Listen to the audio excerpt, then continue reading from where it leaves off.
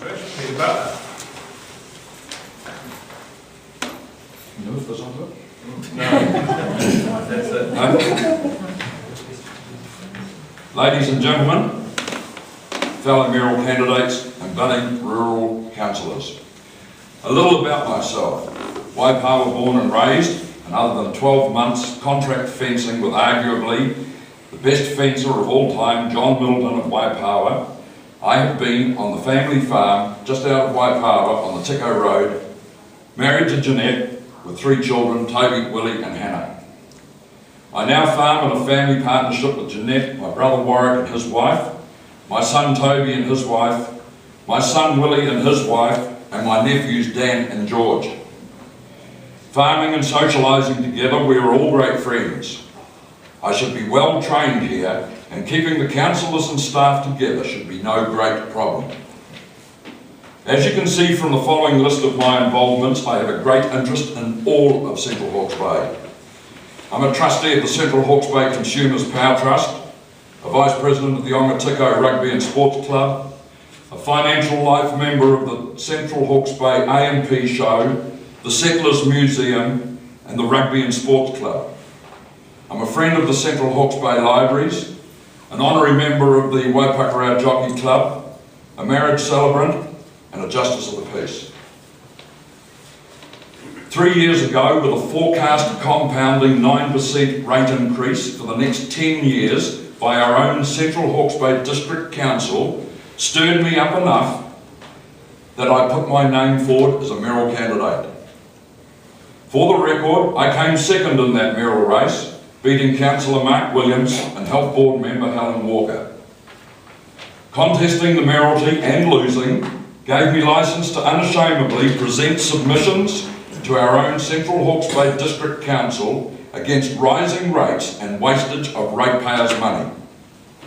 I believe I was one of the main reasons our money was withdrawn from being spent on the Aramona woolshed, which was being promoted in the main by people living out of Central Hawke's Bay District Council, but supported by the majority of the Central Hawke's Bay councillors.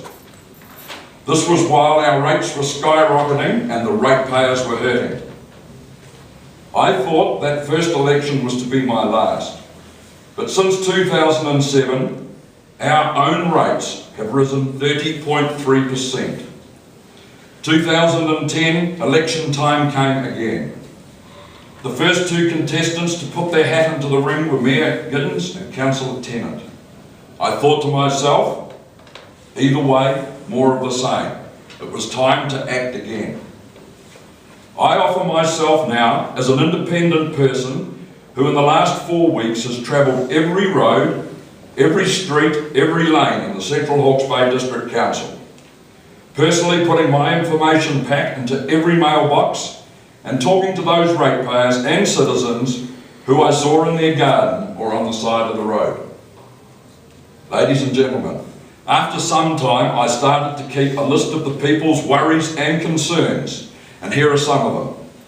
There's the Waipak Hospital, there's wasps, metal roads, advertising signs on Highway 50, freedom campers at Porori, the empty shops in Waipak and Waipawa, footpaths to the Pronga House School, country halls, rural fire brigades, fluoride in the water supply, signage into Waipakarau, roundabouts at both ends of Waipakarau, power lines through Guy Bells, mayoral credit cards, cat's eyes on rural roads, railway crossings, marker pegs, one-way bridges on Highway 50, wildcats, council closing at 4:30 and mud on the riverbed.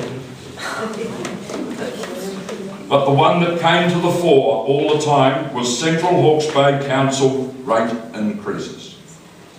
Ladies and gentlemen, if elected to Mayor of Central Hawke's Bay with a new team behind me, I would work for each and every one of you. I would work to keep our rate rises to a minimum, no more than the year's rate of inflation. We would give the council staff a figure to spend like you do with your own budget, and they would fit round it. But upkeeping present infrastructure and spending less on unnecessary new projects. Given the information that I have from newspapers from the Hawke's Bay mayors, I am against amalgamation. Mr Dick, Chairman of Hawke's Bay Regional Council, says, and I quote, "Having one mayor and one CEO in the Bay could be excessively powerful and quite inaccessible for most people." Mr Ewell, Mayor of Hastings, and I quote, "He still believed there was no point in amalgamation to save money, even if it was 7.5 million a year, because such sums would only be an initial saving." Mayor Ewell again, and I quote, "I haven't worked out how the rural people would be elected to the Unitary Council," that's us, "but think it could include 1 or 2 rural seats," that includes Mayoral. Mayor Arnott, Napier City Mayor, and I quote, "She rejected claims that amalgamation would cut costs. That had not happened with other amalgamations, which usually ended up costing more for the first 6 years." Ladies and gentlemen, if that is the thoughts of Mayors Ewell and Arnott and Chairman Dick, why for the life of me would Central Hawke's Bay District Council want to amalgamate with the other councils? 1 minute, Peter. I do not have a problem with sharing some services, and I said some services. Another thing that has come through talking to the coastal residents is they would like their own riding so they can get local representation again. I have no problem with this and would promote 2 separate rural wards again with 2 councillors on each, maybe Highway 2 separating the 2. Next on the wants and needs list came the old Waipuck Hospital. If there's not a bylaw that can be used to have it demolished, we'll make one. Finally, it's not if I'm elected, it's when I'm elected. But I need votes, your votes, ladies and gentlemen, to implement the brakes on rates. But after 3 terms or 9 years, Central Hawke's Bay would get 2 for the price of 1. Not only would you get a mayor, you will get a mayoress. I thank you.